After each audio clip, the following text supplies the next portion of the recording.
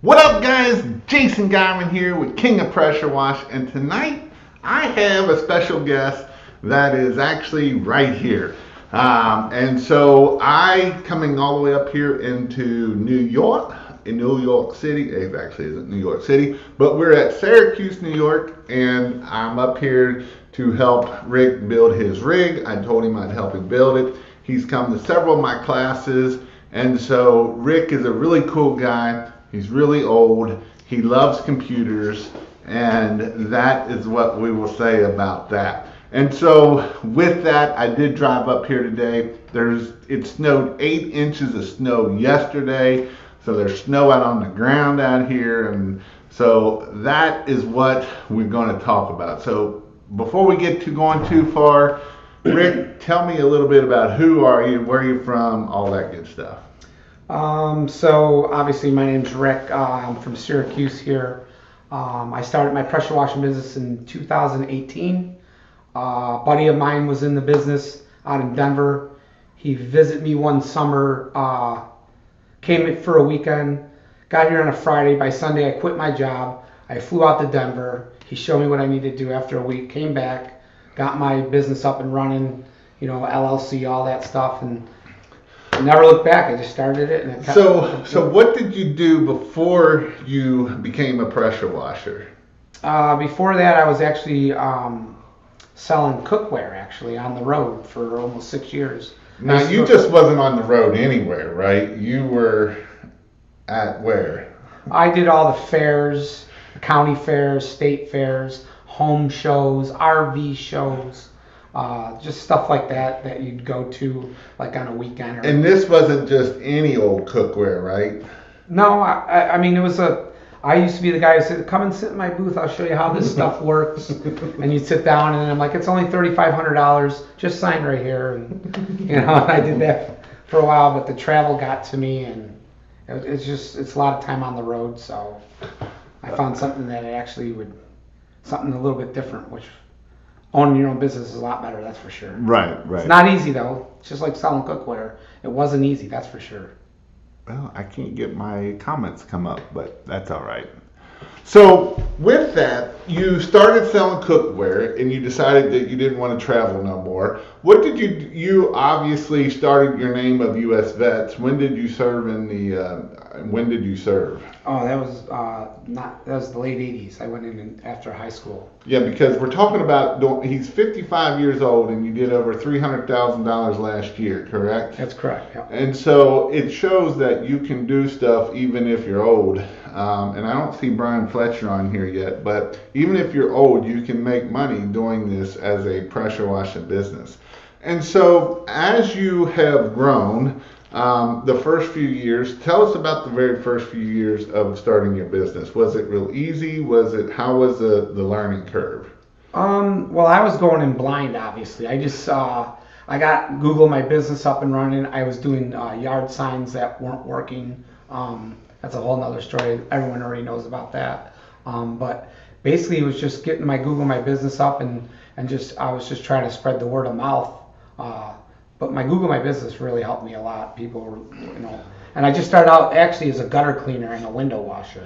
And then you did $60,000 your first year, correct? Correct. And when did you actually start your business? Was it in the early spring or middle of the So summer? it was in the middle of the summer, so I still had to work. Well, I don't work January, February, or March. Right. So, and yeah, I netted 60, but after equipment, taxes, all that, I needed to do something. I actually drove Uber for 3 months to compensate until my first full season started. And then your second year, how much did you end up making? I did 90,000. 90,000. So that still is not a whole lot up here in up New York, right? Right. It was a decent increase from the year before, but like I said, I was still trying to figure it all out. And how much was you making when you were selling cookware? About the same, about 90,000. 90 grand. And then your third year, you ended up doing how much? 120. You're 20. And then your fourth year, how much did you end up doing? And I did one, just a little shy of 150. So it took 4 years to get to 150,000. And then what happened last year? Oh, last year I doubled my business. And how did you do that? So I So I used to put signs out, but I wasn't getting any calls from these signs. And I was getting calls from signs in people's yards, but not on the side of the road. And then I stumbled across your site, and I signed up for it. I don't know, who knows what time of night it was, but I'll sign up for this. And you guys kept on saying, you got to put these signs out and only put power washing on it. And I'm like, all right, you know what, I'll try this. And that was the best thing I ever did, because literally I doubled my business. And not only did I double my business, I actually did less work, made more money. So I did almost 150 jobs less than I did the year before, but my ticket was a lot bigger because I started really getting into the pressure washing. So obviously you joined the membership early, about a year ago right now, is what we decided when we went out to dinner tonight. And from that, you had grown your business, almost doubled your business in a year and did less work. And so as you were doing this, and as you were what was your number one main source of getting business? Well, probably the signs. Yeah. Well, it's probably 50-50. I mean, Google My Business. I forgot to say this. I never had a website until last year. So it wasn't no website. So all I had was Google My Business and the signs. And that's all I had. So you had Google My Business and yard signs, and that's all you did to do $300,000. You didn't have a website. You didn't have a door. You might have had door hangers. Yeah, I didn't put them out. I ended up throwing a lot of those out. Oh, so they worked out real well for you. Yeah, because they sat in my garage. Yeah, I thought that's where you're supposed to put stuff to make money. Yeah. And so Daniel wrote. Daniel is the soccer guy that is the Scott. What is he? Scottish. What's up? Two legends right here. And so, and so you went and you did the door hangers, left them in the garage. That's where they make a lot of money at. And so once you started putting out yard signs, what happened once you started putting out yard signs? It was crazy. My phone was, because I always ask how they heard about me, and I tracked it before. And I think the year before I got 2 calls from a sign on the side of the road. I got 20 calls from signs in people's yards. But I had everything on there. I mean, I did 7 different events that probably had them all on there. Jokingly, you only fit so much on it, but you couldn't read it. Right. I can't read signs now. I look at signs all the time. But I'm telling you, the power washing, that's all I put. And then this year or last year, obviously the seasons changed. And then I just started putting my gutter cleaning up. And my gutter cleaning went through the roof of October. It was crazy. So what happened? Did you just get calls from customers, or did you get other calls from other people that you may not want those calls from? No, I used to get calls from all sorts of crazy things. Installing gutters, installing windows, installing this. That just cut it right down. But also, a lot of times I hear people, I can't put signs out in my area because I'm getting calls from the city. Have you gotten any calls from the city? I did, and I got one of the towns that's near me. I can't. So they say I can't put signs up, or they're going to charge me for littering. So I just go around their town. Right. And then Mm-hmm. you may have put them up next to the cart hangers too, right? Where you put the carts up at the grocery store and stuff like that. So that's a good thing. I'm glad you brought that up. So there's these huge grocery stores called Wegmans is here, and I bet you Dan has one down near him because they're going down the East Coast now. And that's where that's where the people, our customers, do their shopping. So they don't allow you to put signs in their areas where they got the flowers and all that. So what I do, instead of putting a hanger in there, I just kind of just put the sign upside down, and I just kind of lay it there like, oh, it must have fell off the back of my truck. And they still can read it. It's just not sticking there. So I never get any calls because they don't think I put them there on purpose. Right. So, and that actually works. I got calls from that. That's a great one that I do. I know some other people told me they used to put them underneath the thing of like Starbucks underneath the.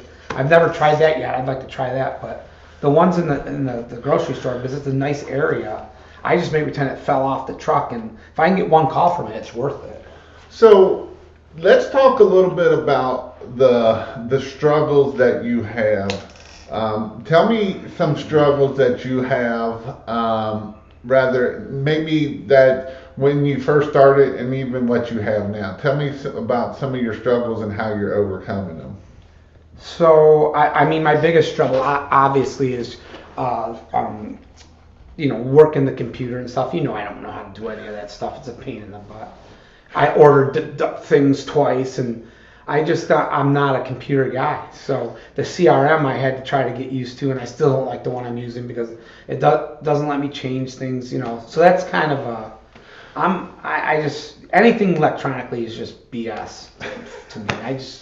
I can't. I know I got to know it, but I mean, I know how to get into my QuickBooks and all that. I mean, it's important. Right. But some of this other stuff, I'm starting to get some of this other stuff now with the LinkedIn and stuff, but. So the reason why I'm laughing is because Rick's come to two of my classes, and the first time he come to Indianapolis class, he's ready to throw a hammer through the computer as he's sitting in the back seat back there.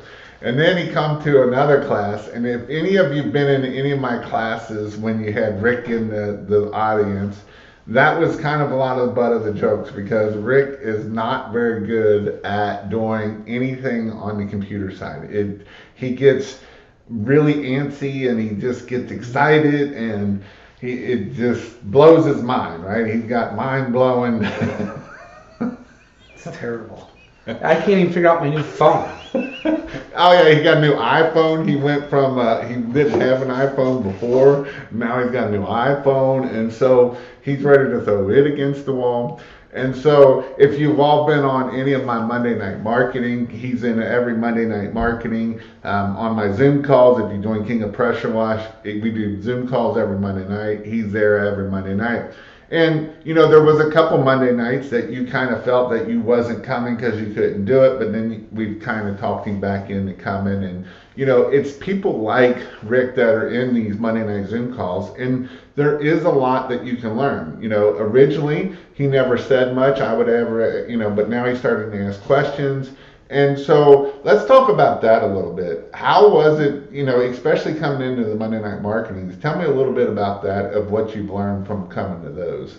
So, the Monday night marketing was good. But man, every time I thought I was starting to do good, I'd go in that Monday night marketing and I'm just like, how the hell am I going to do this now? So I literally, he's not lying. I'm not coming on for a couple weeks. Every time I'm doing good, there's something else going on. I got to try to figure that out. I just figured out how to turn the phone on. So it's like, it used to drive me crazy. So I did for 2 weeks. I'm like, I was feeling good about myself. Hey, I'm doing this. And then all of a sudden, oh, now you got to do this. And now you got to do that. It's like, how are you going to keep up with this? So one thing I did learn is this. Try to find one or two things and do it very, very, very, very good. And then once you get that down, then go on, and then take another. Let's talk about that, because that is very, very important, right? Consistency. It doesn't matter what you do. You need to be consistent at one or two things. Don't try to figure everything out. When you come to my in-person training, I kind of hit on this. You will not be able to get everything figured out. So you figured out the yard signs and the Google My Business, and both of them brought you in probably 95% of your work last year. Absolutely. And so it is very important that you hyper focus on the things that you're very good at. Don't try to do everything, because everything will fail at the end of it. The reason why he hit 300,000 is he's hyper focused on the yard signs, right? The years before that, he didn't make that. He did all right, and that was probably more from Google than anything, right, correct? Exactly. And so he hyper-focused on getting his reviews. He hyper-focused on doing his Google business, which has done very well for him. And so as he's been able to get to $300,000, it was literally from Google business and yard signs, which was probably 95% of your work. And so the key of this is too, he did a couple things. He started getting the phone to ring, right? And once you get the phone to ring, you used to worry about losing jobs, correct? Oh yeah. Now, do you care if listen, if you don't like what I say, I don't really care. I'm going to the next one or the next one. I can't. I'm glad you brought that up, because I don't know what happened to me last year, and I don't know when it was. It was early. But I was trying to, I raised my prices at the beginning of the year. 3 weeks into when I opened, I raised them again. Because you know what? I don't really care. Because if you can find someone else to do it, then get someone else. But this is what I'm sticking with. And now all I'm doing is premium. I'm not doing anything else because I don't care. Because I know there's people out there that are going to hire us. I'm not my customer. I already know that. So that's the thing. And everyone's like, oh, word of mouth, word of mouth. That's great.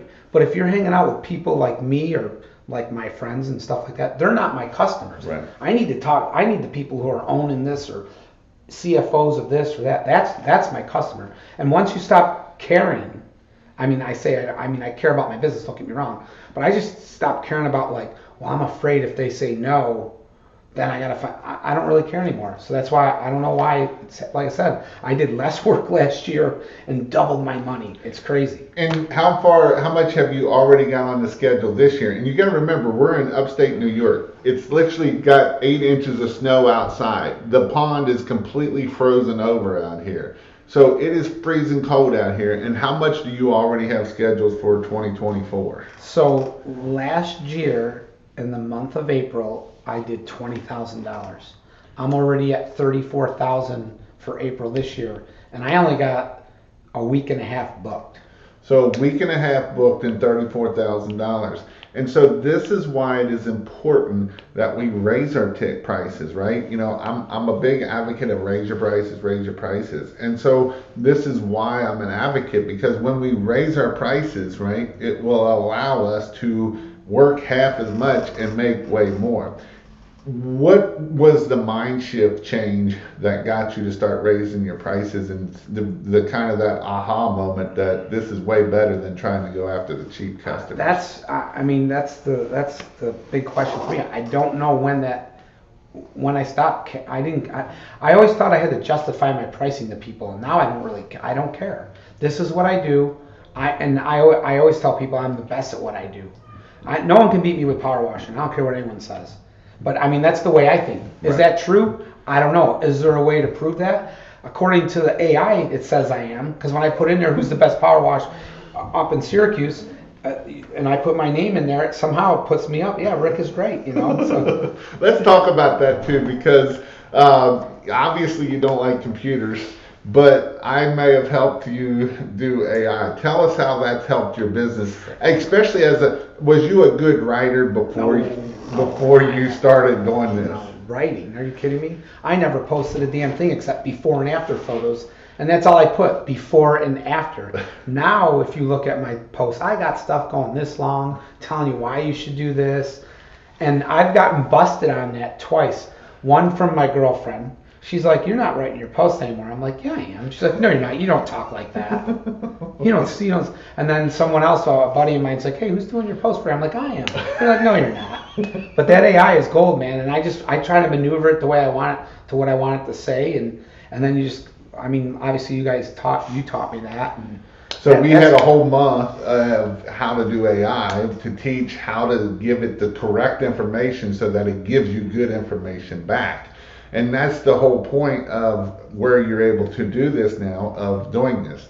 And it's important that, are these tactics that I'm teaching, especially as you get older, do you think, so obviously you went a few months and you learned a little bit, but do you still like to learn even now? Have you started to like to learn a little bit more? Or absolutely, yeah. Like I said, anything that's going to make my life easier, and it's always going to be a struggle on the computer for me, and that's fine. But once I figure out how to do something, like I'm all over that LinkedIn now. Before I couldn't even figure it out, but I'm all over it now. I'm posting here, I'm posting on the Facebook, I'm posting on my Google My Business. I post 3 times, and I'm posting like every day. But I'm not working, so I guess I can do that every day. Right. So now let's move to a little bit different. So in the past, last year, was you doing in-person quotes or online quotes? I started a little doing in person, but it wasn't a lot because I was training a new guy. But I saw value in that. I'm going to try to do more of that. Most of my quotes this year, I'm going to try to do in person. So last year you did mostly usually just right over the phone, online, and this year you've done in person or trying to. And you actually learned quite a few tips when you came down to the Raleigh class when Chris was there, correct? Yeah. And here's the thing too is you was a salesman for all these years of doing the online or the going to the carnivals and that and doing the state fairs and doing the in-person training or sales. Yeah. Let's talk about the in-person sales because a lot of people ask about this. What are some things that you do to help you get higher tickets when you're there? Well, first of all, when I was given the quote, over the phone, I would try to show some value in there, why I'm charging $650. But then I'd get to the house, and as you know, most of our customers are never there. Right. There's a deck, there's a walkway. You try calling them at work, it's not happening. So I was leaving a ton of money on the table. Now when I go there, if they don't need a roof clean, I'm not gonna say you need a roof clean. I'm only telling them, I'm upfront with these people. I want them to come back. So I'm not trying to screw these people over. But if I see something that needs to be cleaned, I'll give them a bucket list of things that need to be done, and they can pick and choose what they want to. I'm just suggesting it. Right. And I'll tell you what, that's huge for me now because my average ticket right now is over $1,000, and last year it was only $465. So you're over $1,000 average ticket, where last year you were only $450. And so these are some things that can help you, especially if you're good at sales or you go there. What are some tips? What are some things when you go to the person? Are you just talking about all the stuff that you can do, or what do you try to do? So, for example, one of the calls I got was a lady I haven't done anything with in 2 years, and she just walked me around the house, and then I just listened to what she said. I said, "Give me about 10 minutes. I'll come in the side door here," and then we discussed it. I went inside. I didn't say nothing to her. They just started talking to me. I was there for an hour and a half. It was crazy. When Chris said, let them do all the talking, I literally talked about the price for 5 minutes, sold it, $1,600 job. I didn't have to do anything because they already sold themselves. Well, we need this done, we need this done. Right. And then I just let them blabber about whatever, and it was great. Some of the stuff was a little weird, but it was two sisters that lived together, and I just kept on agreeing, yup. And then, by the way, she's like, well, we got to get you out of here. I'm like, okay. I'm like, which one are you interested in? This one? And I do a thing like Chris does. He kind of helped me out with this. I give him an A, B, or C type of package. Right. And I try to do that with everybody. Right. So, if my problem is I don't have like a lot of cement here or anything, so I got to kind of try to get a gutter clean, a window clean, and a house wash. And I try to break it down that way, or maybe a walkway or a deck if they have one. Right. If they don't, I just give them two options, A or B. But I always try to. I used to just give one price, and they're like, "Oh, that seems like a lot." Well, when you got something that's $5,000, then it's $2,500, and then this is $1,800. Right. It doesn't look that bad. Right. And I think that's what's helping. Right, because you're anchoring that price. So you give them a $5,000 offer, then it's like, holy crap, that's a lot. Now $2,500 don't look so bad. So. Now, are you sitting at their kitchen table, or are you just doing this where you try? I mean, obviously, Chris always preaches to do it at the kitchen table, correct? Correct. But unfortunately, in a perfect world, that would be great.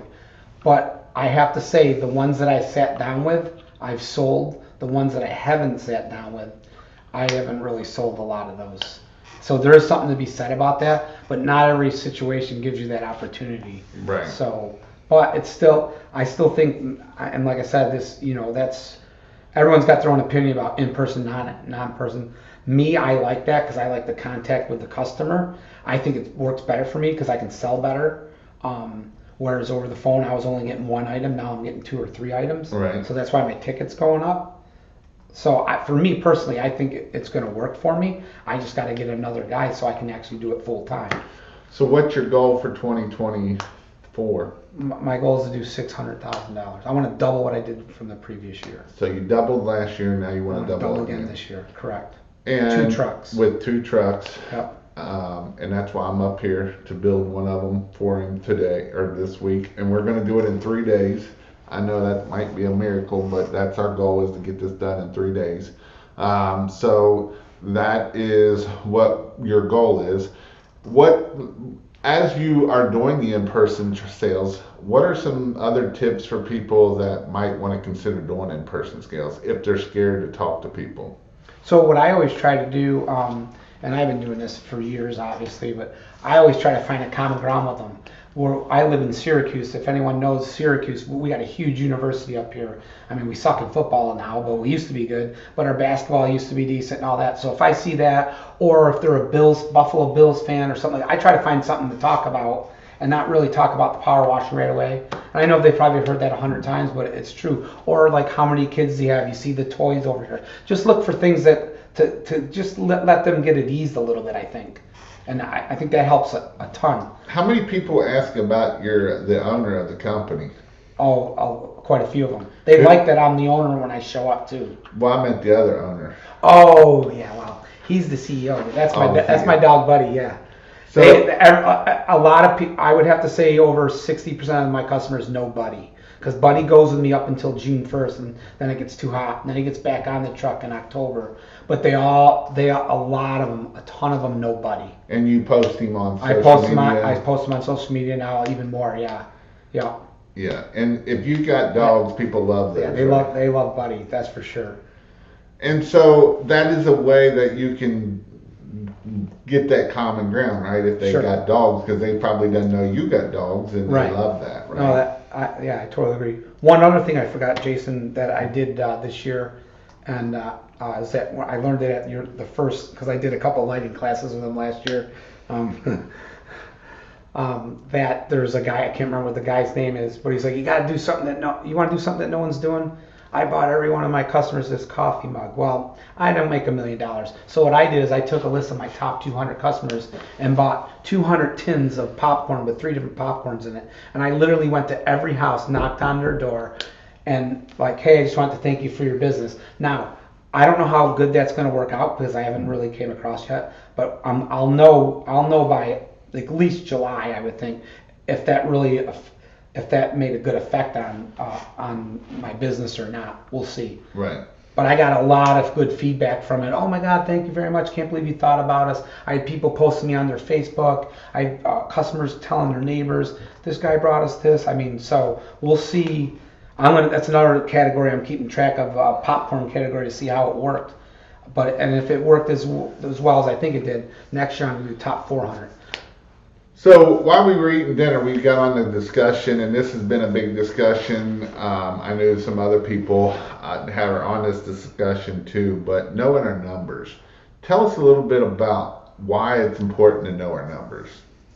So when I was discussing with Jason, and I don't know how people know the exact number to the penny, because there's so many different variables that can happen during the year. You lose equipment here. But I know my numbers pretty decent. I know what it takes to run my 2 trucks every day for a 5-day work week, and what it is for the week, the month. And I only work 40 weeks, so it's not 52 weeks, it's only 40 weeks. So I know what I need to pay each month for my personnel, my truck, and I'm within, I told him, about $50 to $100. I'm in pretty accurate with that. And because here's the thing, how can you go out, like I know it's at least $1,600 for me to run a day. So if I'm only doing 5,000 a week, I'm losing money. Right. Because it's, there's 5 days in a work week, you know what I mean? So I got to make sure I can bring that income in. And I rolled dice. I hired 2 new people this year. I hired a guy last year, and I have no clue how I'm going to do it, but I'm going to figure it out. Because I got other people's lives involved, so I got to figure it out. And that's a good thing about owning your own business, right? Here's the other thing. Is running your own business easy? No. Are you kidding me? I don't sleep. If I could be like that Tristan guy, I'd probably already have $1 million, because the computer is what really holds me back. The cleaning part's nothing. Right. I mean, like I said, and no one cleans better than I do. I don't care who is in my area. I tell that to everybody. Like I said, AI told me I'm the best cleaner in this area. Right. So if they say it's got to be true, it's on the computer, right? That's right. It might be because you told AI that, but hey, that's okay.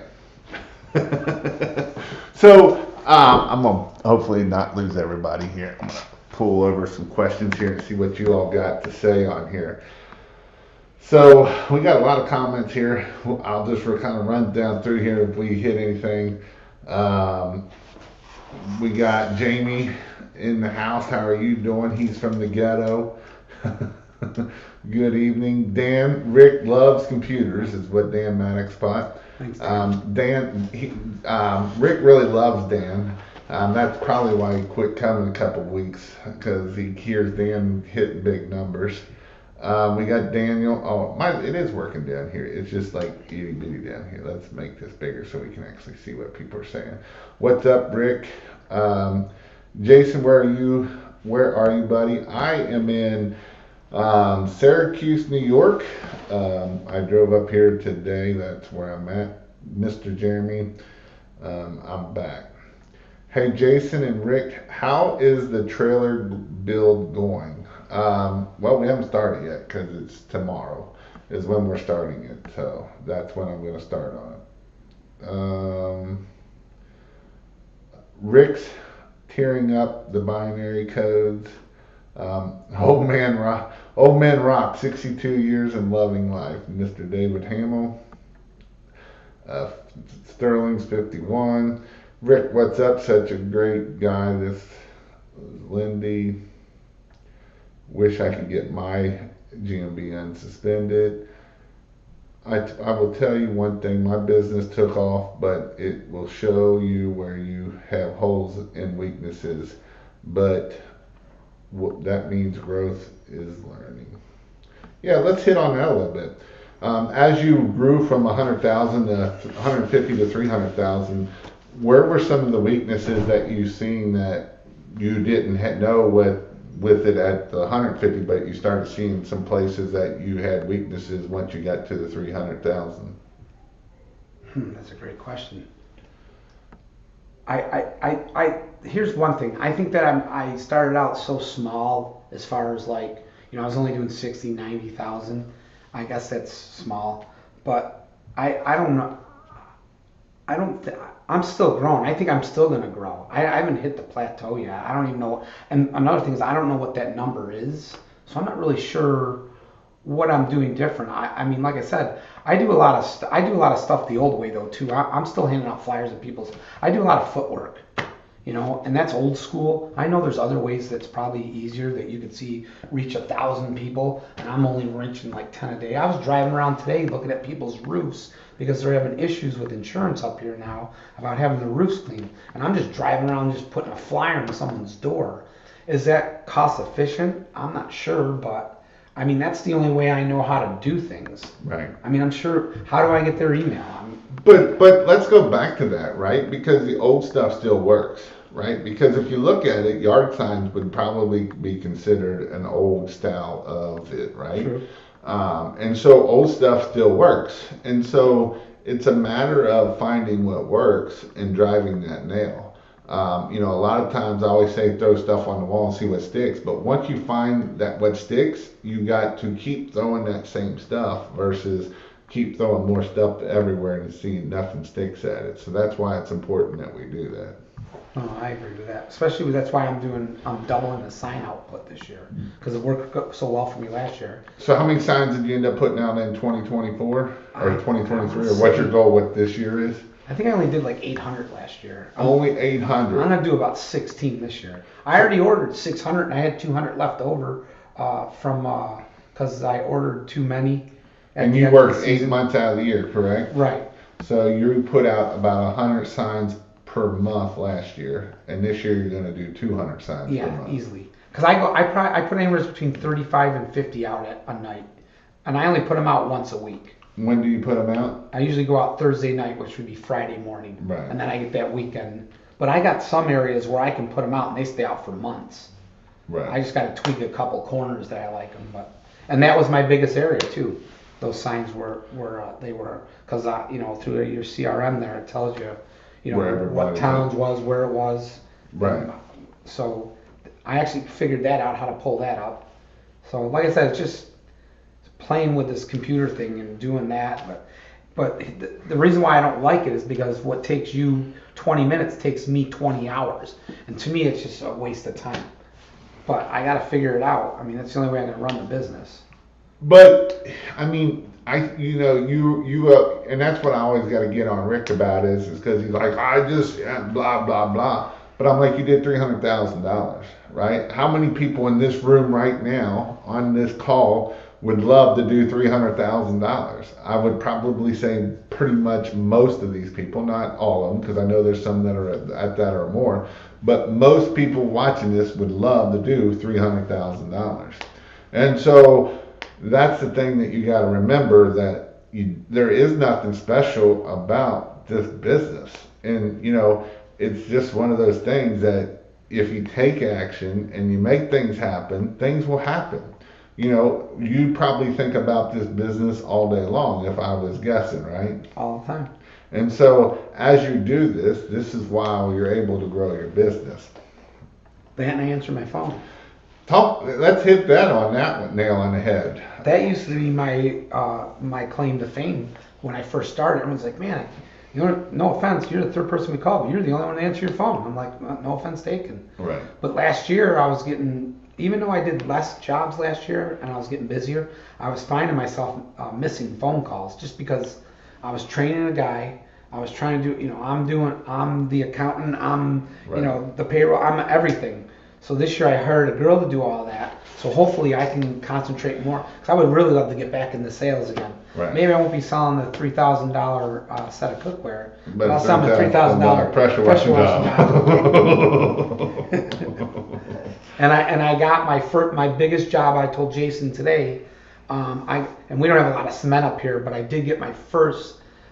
I do a job with a college that doesn't count because it's ongoing work. But I got my biggest job is 44.98, and all I'm doing is doing flat work. Right. I'm doing the driveway, the pool area, and I landed that job on Thursday, and it was great. Yeah. So Sterling Wash put last year's average ticket close was at 715. Nice. Through 31 jobs. This year we're at 31 jobs, or we're at 826. Rick, do you focus on upsells? I do now. I did last year too. Like I said, last year I tried to do at least one in-person quote, but I was still doing the majority over the phone. Here's the thing: if they wanted a roof done, I had to go there anyways. So I was trying to upsell, anything. But it's, as you know, a lot of our customers are not home, so it's tough to upsell if they're not there.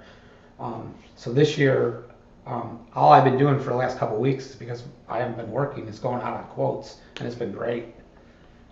I'm probably at about 50%, maybe 48% close rate, but my ticket I'm closing tickets at $1,500 to $2,000, whereas before I was closing them at $600 over the phone. Right. So double. Daniel put, great to see Rick doing well, one of the coolest dudes in the game. Pure gold. We're doing well off a contractor and really referrals so far this year. Rick, try not to resist the computer. It's your friend. Jamie from the ghetto. The only reason why I'm saying he's from the ghetto because he always says he's from the ghetto. So it ain't nothing against you. I'm just hitting. That's how I remember you too. 200,000 sounds good. 300 sounds great. Good job. Mr. Chris Johnson. Rick is awesome. I met him a couple times and he will be a force to reckon with. That's who helped me out with my sheet. Yep. Chris. Rick, and if y'all got any questions, ask here. I'll get going here. Do you have a go to get off the truck, or do you just want to stay in? Do you want to stay on it? Myself, I love it. What I'd like to do is be more of the sales guy.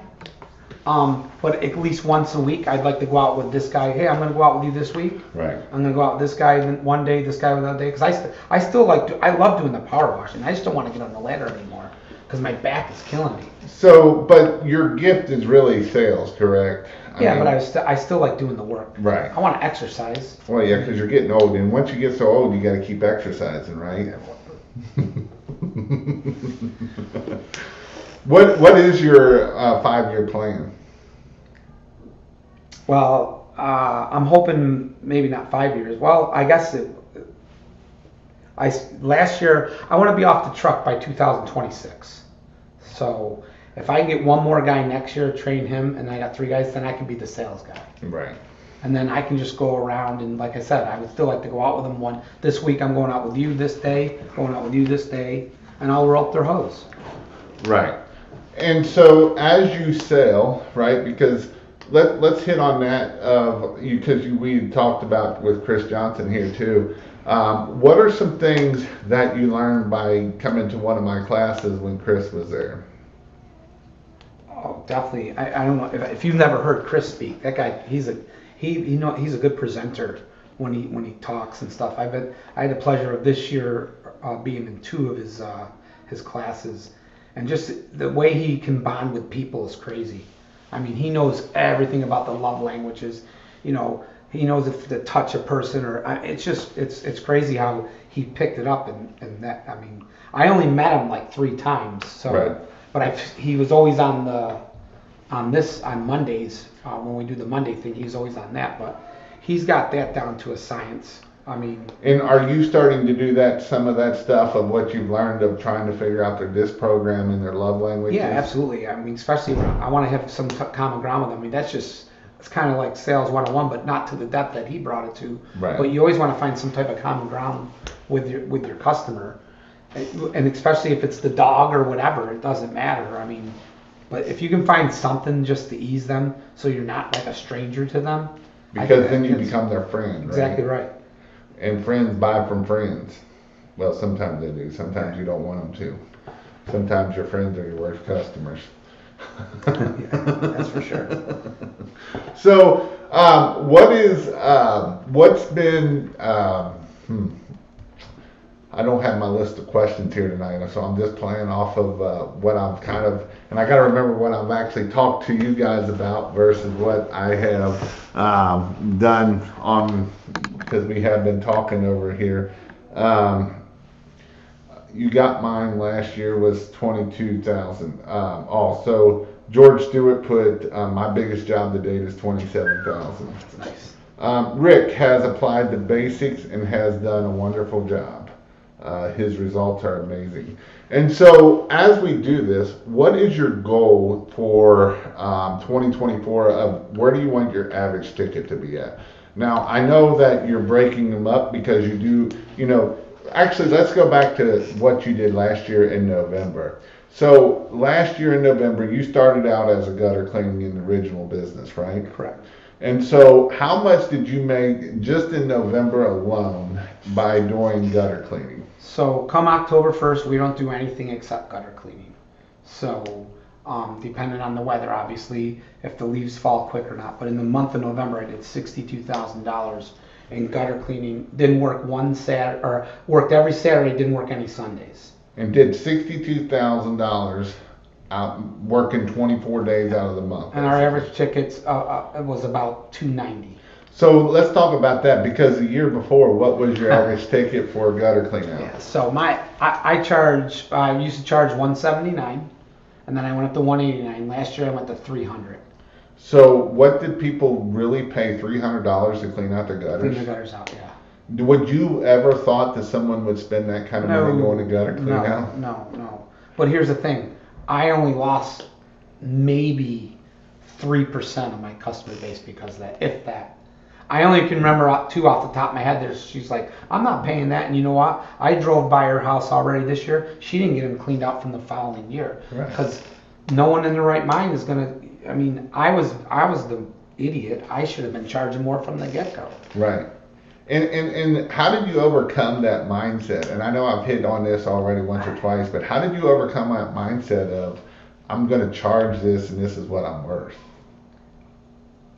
That's what I've been trying to figure out. Something changed in me last year. Well, I just stopped caring. I stopped trying to justify why I'm charged this, and I'm trying to show people that, listen, I am worth this. So either you have it done by me and get it done right, or roll the dice and get it done by someone else. I don't know. That's just my mind thinking, though. I don't think anyone can do it better than I can. So that's why I decided to raise my prices, and if they didn't like it, then they can go somewhere else. And I was scared, don't get me wrong. But once people started, okay, no problem. I'm just like, perfect. Then I don't even think about it. Right. Then you can raise them some more. Rick, do you have the typical setup with the pressure wash? Oh, this is a good one. Oh, yeah. So the trailer that you've seen on the thumbnail of this, we figured out has made over $1 million. That's been his rig.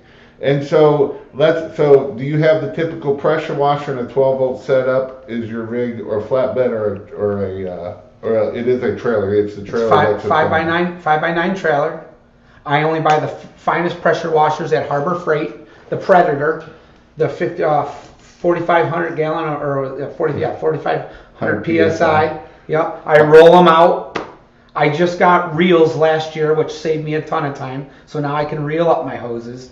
But that's all I did. Don't have a buffer tank. No buffer. I have I'm a one batch guy. I got a tank, and all that does is spray chemical. Then I got to roll out the other hose, hook it up to the Predator, and rinse it all down. 4 gallons a minute. Have a nice day. And that's how I do it. So he didn't have no special equipment. He went to Harbor Freight and got, how much is that pressure washer? They're $1,000. They're $1,000. It's a 4 gallon a minute or 5? Yeah, or 4 gallon. 4 gallon a minute, and that's how he has started, and that's how and how many of those you went through in the last 5 years? One a year. One a year. So you went through. Usually the wheels fall off the damn things. Because he's still wheeling them out, wheeling it around. And so it's back to, you don't need all of this high-end equipment to do it. Now, he's been in business 5 years. He's got he did $300,000, and that's why I'm up here. We're actually building a decent rig as we speak this week. It's going to be a gas pump with the mixer valves, and it's going to have the remote. It's going to have a 5 gallon a minute. Reason why we didn't go 8 is because there's very little concrete up here.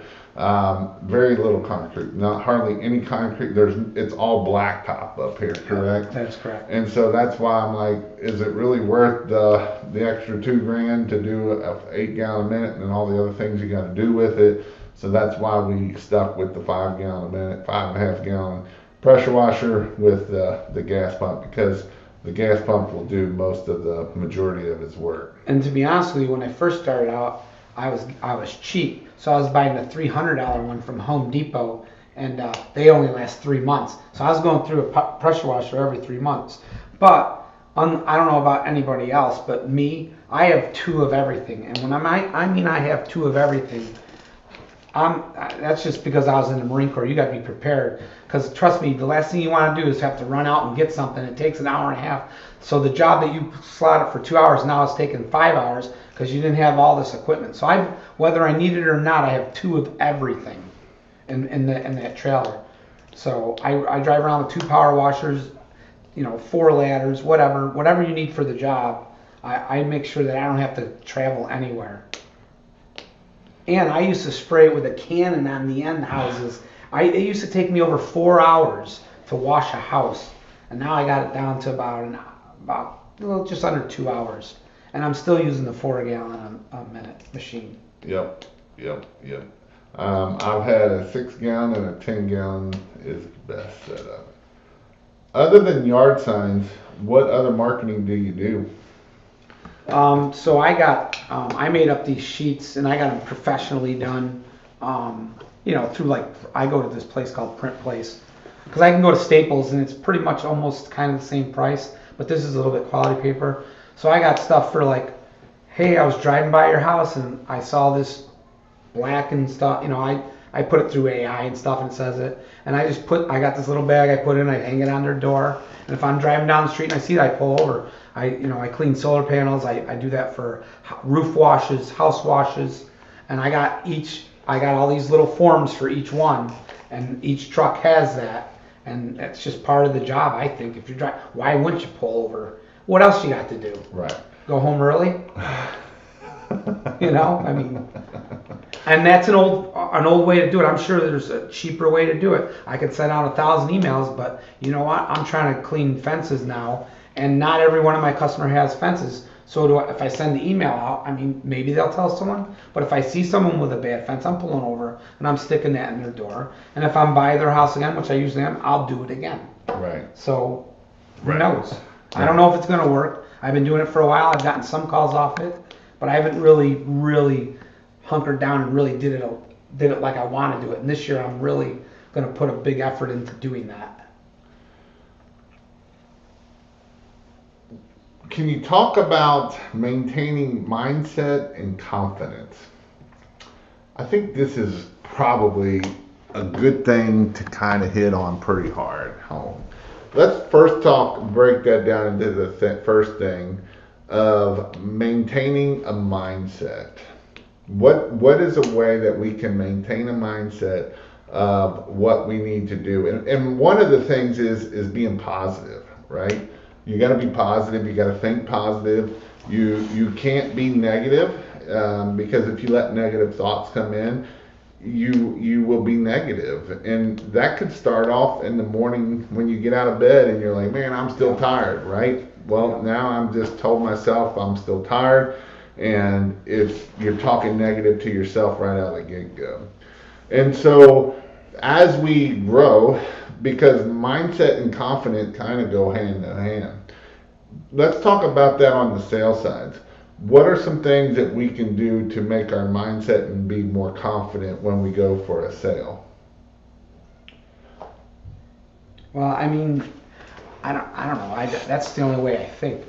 So last year I really made. Wait, let's stop right there. That's the only way I think, right? That's the number one thing, because if we think anything else, then we're already losing the battle, right? That's true. Like I was going to say, last year I tried to stay away from just people who are, you know what? If we're having a conversation, and I love how, and I'm sure this happens to everyone, you really should do this. Really? When was the last time you owned your own business? Don't tell me what I need to. I love when people, friends, family try to tell me to. I nip it in the butt because I don't want to hear the negative. Well, you really should do this. Like, really? Okay. You're still working for the man. So what are you talking about? And what do you do when I tell you really should do this? Sometimes I give you feedback. Today I told you should start giving quotes to the neighbor's house when you go. Yeah, that's good. That's good positive feedback. I'm just trying to put myself, and I always hear, you got to surround yourself by these people. You know, I don't know those people. But what I'm not doing is listen. If anyone starts talking just not the way I want to hear it, I just ignore them now. Whether it be my girlfriend or my mother, and it starts at home. Right. I mean, let's be real. It starts at home. Like, listen, I don't want to talk about it. If you don't have anything positive to say, then let's just do something else and talk about something else. And that's what I'll do. And that's a big thing, right? It can start at home. And your mom can be your worst, or anybody that talks to you negative. And if you've been talked to negative your whole life, you don't know no different, that can be hard to overcome that. Sure. I think one of the greatest stories I can tell you, though, is when I first started this business. I didn't even quit my job yet, and my buddy looked at my friend who got me involved in this business. He looked it straight in the eye. He's like, "You really make money cleaning gutters?" And he looked him right in the eye, and he was kind of half in the bag as well. You know, one eye open. He's like, "Yeah." So every July 24th, I send out a mass text to all my friends, to my buddy Paul, and I'm like, can you really believe I've been in business 5 years cleaning out gutters? Every year I text him on, because that's the day I start my business, July 24th. And every July 24th I text him, no matter where I am. Can you believe? Now this year it'll be going into my 6th year. Can you believe I'm really making money cleaning gutters out? Let's talk about your buddy getting into business. Let's hit on this right here. So your buddy got you in business. Mm-hmm. Right. And now are you doing better than he is? I'm doing about the same what he's doing. He's been in business a lot longer than I have. But I keep on trying to convince him to raise his prices. But he's one of those, don't get me wrong, Ray got me me and Ray were in the war together, and we were in the Marine Corps, and he came and he got me, and I own that, and it's great. But I can't get him to, he's starting to see a little light on premium prices. But he's still that guy. He's like, I can't get that here. I can't get that here. Because he'll always say he's got 5 times more competition than I have, and he probably does. But my thing is this. I stopped worrying about my competition last year. I don't even care about them anymore. Once you stop worrying about them, just do whatever you're doing. Let's go on that rabbit trail. So worrying about your competition. Last year you worried about your competition. I'm assuming you did that because of price and stuff like that, of what they were charging and stuff? Right. Well, maybe not last year, the year before that, because last year is when I raised all my prices. I said, I don't care what my competition's doing. I know what I'm capable of, and I know what I'm good at. And if the people want me, they want me. If they don't, I don't care anymore. I don't know. Like I said, it was early, and it just something switched in me, and I'm like, I'm charging more, and that's the way it is. And it for somehow it worked. I know what switch. He joined King of Pressure Wash, and that Here he goes. He'll take all the credit. I give him credit though. I'm not gonna lie. I gave him credit for the science, and I've learned a ton with him in the year that I've been doing this. Well, I mean, that's the thing that, the reason why I started doing the Zoom calls, the marketing Zoom calls, was more for the new guy. But there's not a lot of new guys show up, and a lot of guys that are in this range, the 200 to 500 to 75 to 500, $600,000 show up to Monday Night Marketing, and that's the whole point of it. If you want to get into a group where you can see other guys doing it, 20, there's anywhere from about 20 to 40 guys that show up under this. I teach for like 10 minutes, it's not much, and then it's an hour and a half of just talking of what's working and how you can do it and answering your questions, and when you get your questions answered, it's huge, because there's no way that you can know everything. And, we talked about Tristan on here earlier. He's a 24-year-old guy, and I think he did $250 last year, $250,000. And he asked more questions than anybody. But you know what? By him asking questions, do you learn anything off of it? Oh, absolutely. It's the Dans, Sean. There's the guy out in Long Island there. I don't know who the other guy is, but he never has a picture on there, but his wife, his girlfriend or something, his fiance. Yeah, Paramount. Paramount, there he is, yeah. It's him, all those guys that are on there. That's who we're learning stuff from. Right. Jason's like the referee of all this, but it's the guys in here going back and forth, and then he try to set you to the right area. And that's who you're learning stuff. And Linda there, and all those people are really. That's where you're learning. Exactly. Here's the thing: when you think you stop learning, you're going to go out of business. Yep. There's always something. That's why I don't know what my number is. Right. Like my final. When am I ready to stop? I don't know that. So the Marine mentality of embrace the suck. That's for sure. Rick, this was my wash gun. There are many like it. It was mine. I don't know what. Surround yourself with positive people. This one right here is a big one for sure. He hesitates his lost battle before. I don't know where all that's coming from. It's hard to be confident when you make mistakes, like bad lines on concrete, brittle plastic breaking, furry on wood. Yeah, but that's how you learn. You learn from your failures, right? Absolutely. The faster you fail, the faster you learn. I guarantee you won't do it again. Right. I killed a plant. Knock on wood, I haven't killed one yet. Right. But I do stupid things too, though. Like I'm covering them now, and everyone's like, "Why are you covering them? You're wasting time." Well, you know what? I water them down, but I'm not killing another plant. And here's another thing that separates me from the other guy around here, because I make people very aware of what I do. And I tell them, I give them the steps that I do, and I'm like, one other step that I know no one's doing, not after I saturate around your house. I cover them too. And they're like, oh, like, do I have to do that? No. But that extra 5 minutes, well, it doesn't take nothing to do. And let's be real, you're the owner, okay? We're going to do the right way. You got to make this child-proof, because the guys that you got working for you are not going to be as careful as you are. They're just not. Right. And I found that out after a couple broken things that I had to replace. Right. But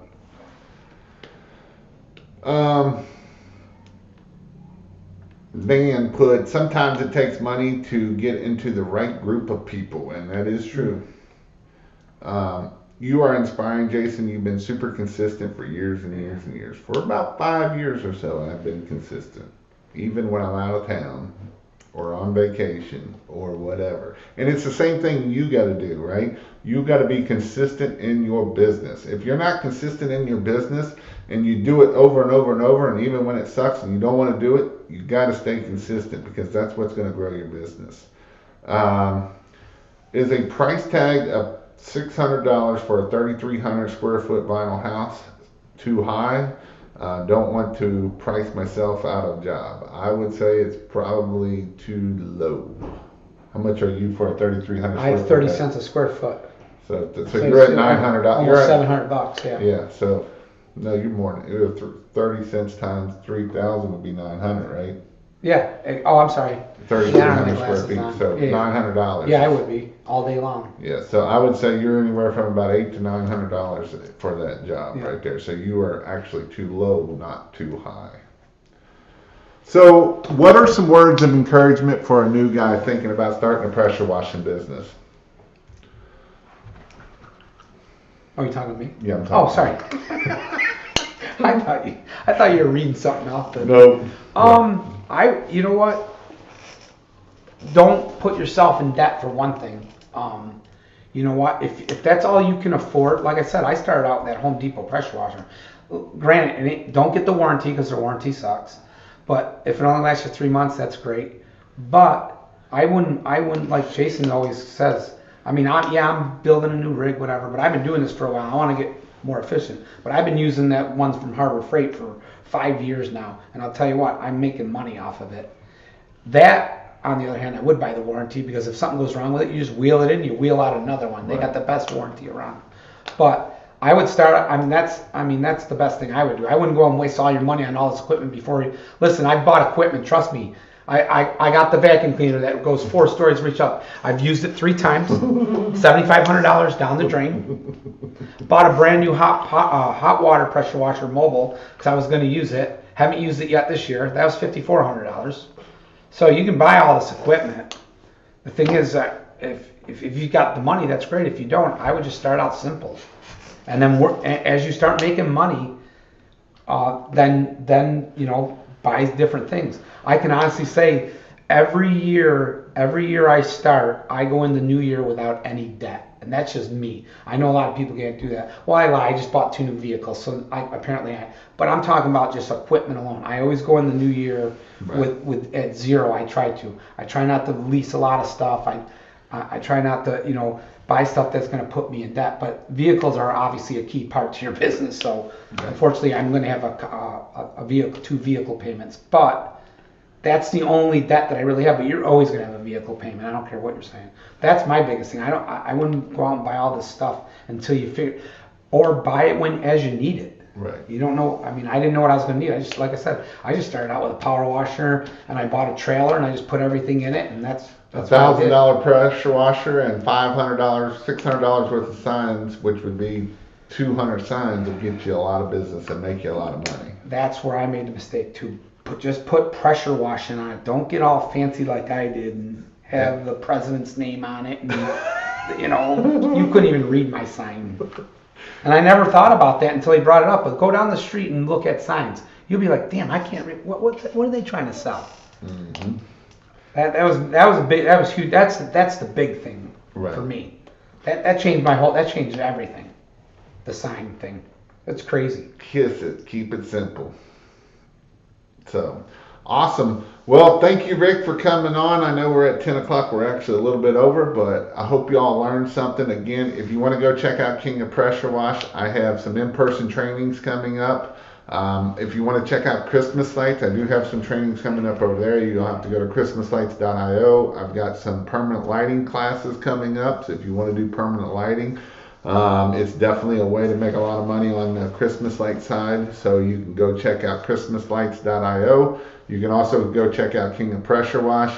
If you join King of Pressure Wash tonight or tomorrow, you can use the 1/7 for 17. It'll give you 17% off. And you can join us tomorrow night on our Zoom call tomorrow night. As long as we're not working on a trailer, I might be doing it on there. Probably hope not.